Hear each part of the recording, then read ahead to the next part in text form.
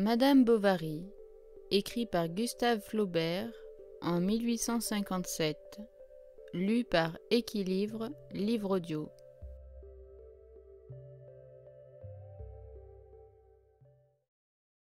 Deuxième partie. Chapitre 2. Emma descendit la première, puis Félicité, Monsieur Lheureux, une nourrice, et l'on fut obligé de réveiller Charles dans son coin, où il s'était endormi complètement dès que la nuit était venue. Homais se présenta, il offrit ses hommages à madame, ses civilités à monsieur, dit qu'il était charmé d'avoir pu leur rendre quelques services, ajouta d'un air cordial qu'il avait osé s'inviter lui-même, sa femme d'ailleurs étant absente. Madame Bovary, quand elle fut dans la cuisine, s'approcha de la cheminée. Du bout de ses deux doigts, elle prit sa robe à la hauteur du genou, et l'ayant ainsi remontée jusqu'aux chevilles, elle tendit à la flamme, par-dessus le gigot qui tournait, son pied chaussé d'une bottine noire. Le feu l'éclairait en entier, pénétrant d'une lumière crue la trame de sa robe, les pores égaux de sa peau blanche, et même les paupières de ses yeux, qu'elle clignait de temps à autre. Une grande couleur rouge passait sur elle, selon le souffle du vent qui venait par la porte entr'ouverte.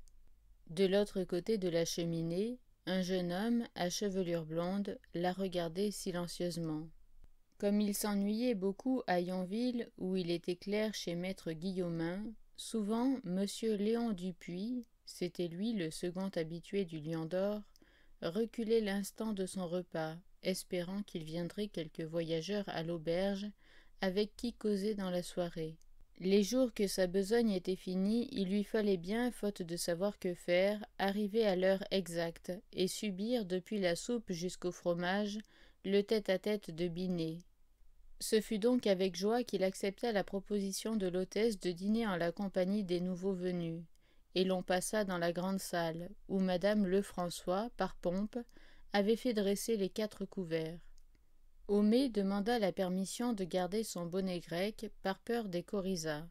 Puis, se tournant vers sa voisine, « Madame sans doute est un peu lasse. On est si épouvantablement cahoté dans notre hirondelle. »« Il est vrai, répondit Emma, mais le dérangement m'amuse toujours. J'aime à changer de place. C'est une chose si maussade, soupira le clerc, que de vivre cloué aux mêmes endroits. Si vous étiez comme moi, dit Charles, sans cesse obligé d'être à cheval. Mais, reprit Léon, s'adressant à madame Bovary, rien n'est plus agréable, il me semble, quand on le peut, ajouta-t-il. Du reste, disait l'apothicaire, l'exercice de la médecine n'est pas fort pénible en nos contrées, car l'état de nos routes permet l'usage du cabriolet, et généralement l'on paye assez bien, les cultivateurs étant aisés.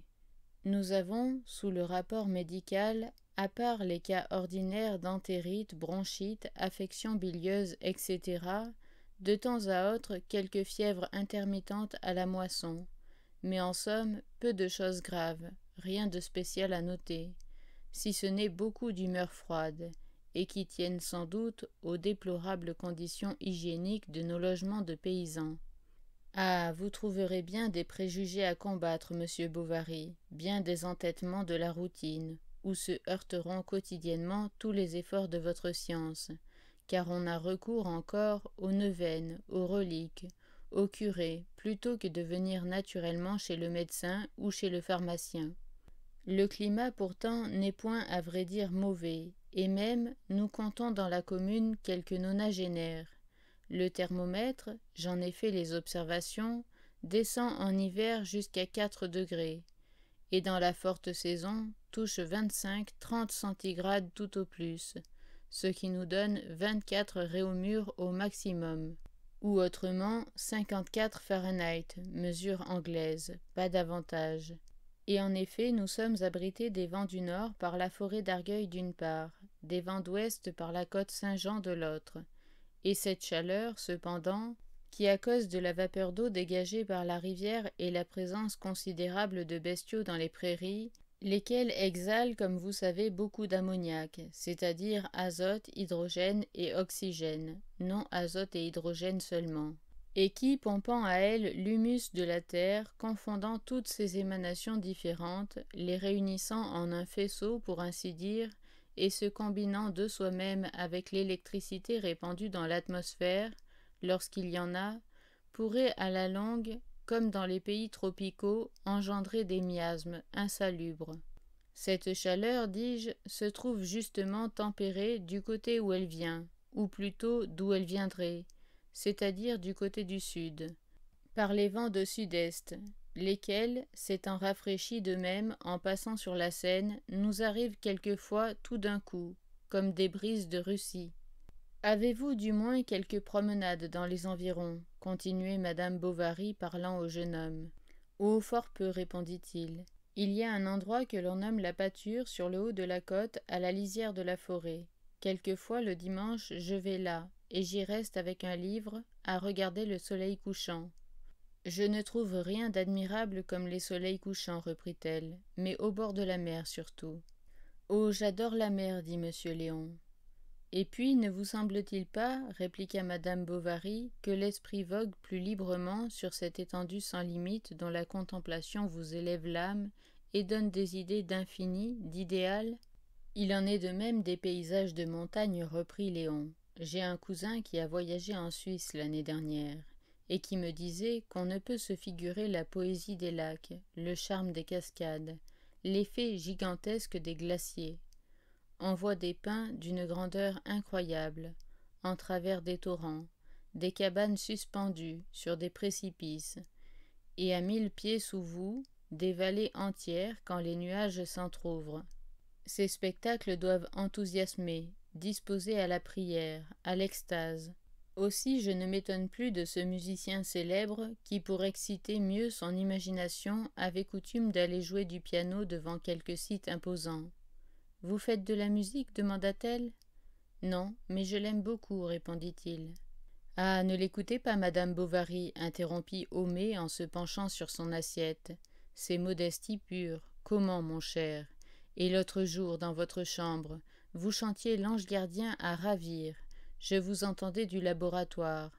Vous détachiez cela comme un acteur. » Léon, en effet, logeait chez le pharmacien, où il avait une petite pièce au second étage sur la place. Il rougit à ce compliment de son propriétaire, qui déjà s'était tourné vers le médecin, et lui énumérait les uns après les autres les principaux habitants d'Yonville. Il racontait des anecdotes, donnait des renseignements. On ne savait pas au juste la fortune du notaire, et il y avait la maison Tuvache, qui faisait beaucoup d'embarras. Emma reprit. « Et quelle musique préférez-vous » ?»« Oh, la musique allemande, celle qui porte à rêver. » »« Connaissez-vous les Italiens » ?»« Pas encore, mais je les verrai l'année prochaine, quand j'irai habiter Paris pour finir mon droit. »« C'est comme j'avais l'honneur, dit le pharmacien, de l'exprimer à monsieur votre époux à propos de ce pauvre Yanoda, qui s'est enfui. Vous vous trouverez, grâce aux folies qu'il a faites, jouir d'une des maisons les plus confortables d'Yonville. Ce qu'elle a principalement de commode pour un médecin, c'est une porte sur l'allée, qui permet d'entrer et de sortir sans être vue.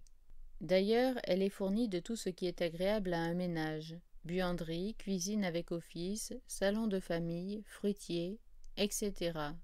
C'était un gaillard qui n'y regardait pas. Il s'était fait construire, au bout du jardin, à côté de l'eau, une tonnelle tout exprès pour boire de la bière en été. Et si madame aime le jardinage, elle pourra... Ma femme ne s'en occupe guère, dit Charles. Elle aime mieux, quoiqu'on lui recommande l'exercice, toujours rester dans sa chambre, à lire. C'est comme moi, répliqua Léon. Quelle meilleure chose, en effet, que d'être le soir au coin du feu avec un livre, pendant que le vent bat les carreaux, que la lampe brûle. N'est-ce pas, dit-elle, en fixant sur lui ses grands yeux noirs tout ouverts. On ne songe à rien, continua-t-il, les heures passent, on se promène immobile dans des pays que l'on croit voir, et votre pensée s'enlace à la fiction, se joue dans les détails ou poursuit le contour des aventures. Elle se mêle aux personnages. Il semble que c'est vous qui palpitez sous leur costume. C'est vrai, disait-elle. Vous est-il arrivé parfois, reprit Léon, de rencontrer dans un livre une idée vague que l'on a eue, quelque image obscurcie qui revient de loin, et comme l'exposition entière de votre sentiment le plus délié. J'ai éprouvé cela, répondit-elle. C'est pourquoi, dit-il, j'aime surtout les poètes.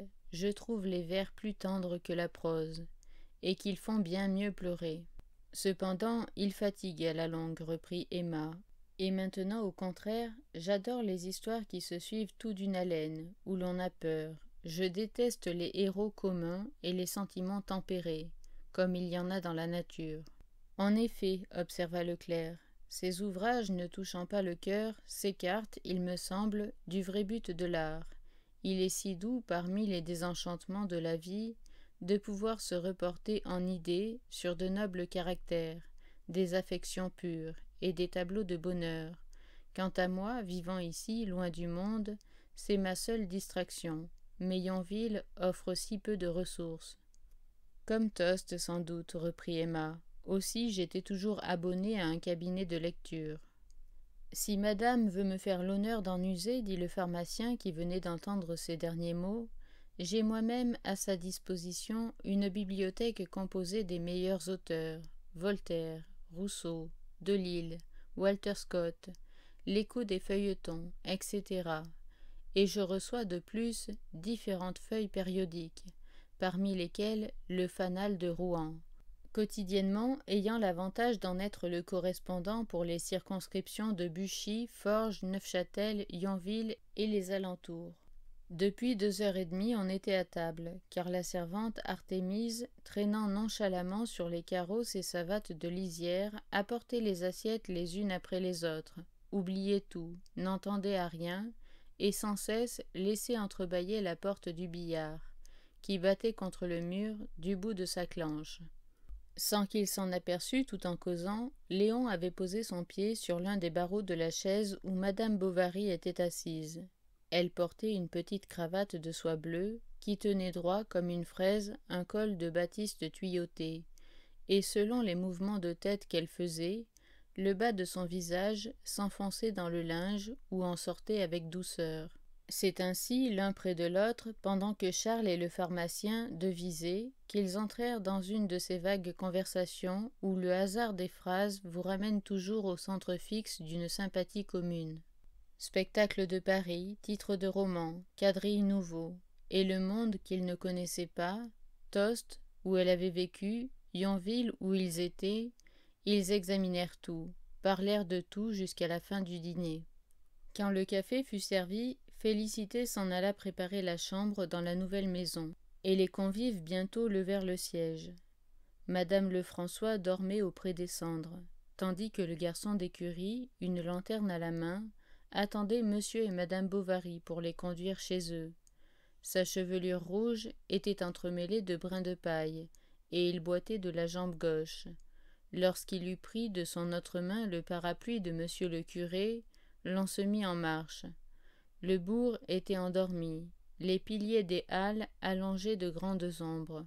La terre était toute grise, comme par une nuit d'été. Mais la maison du médecin, se trouvant à 50 pas de l'auberge, il fallut presque aussitôt se souhaiter le bonsoir, et la compagnie se dispersa. Emma, dès le vestibule, sentit tomber sur ses épaules comme un linge humide le froid du plâtre. Les murs étaient neufs, et les marches de bois craquèrent. Dans la chambre, au premier, un jour blanchâtre passait par les fenêtres sans rideaux. On entrevoyait des cimes d'arbres, et plus loin la prairie, à demi noyée dans le brouillard, qui fumait au clair de lune selon le cours de la rivière. Au milieu de l'appartement, pêle-mêle, il y avait des tiroirs de commode, des bouteilles, des tringles, des bâtons dorés avec des matelas sur des chaises et des cuvettes sur le parquet, les 2 hommes qui avaient apporté les meubles ayant tout laissé là négligemment. C'était la 4e fois qu'elle couchait dans un endroit inconnu. La première avait été le jour de son entrée au couvent, la seconde, celle de son arrivée à Tostes, la 3e à la Vaubyessard, la 4e était celle-ci. Et chacune s'était trouvée faire dans sa vie comme l'inauguration d'une phase nouvelle. Elle ne croyait pas que les choses puissent se représenter les mêmes à des places différentes. Et puisque la portion vécue avait été mauvaise, sans doute ce qui restait à consommer serait meilleur.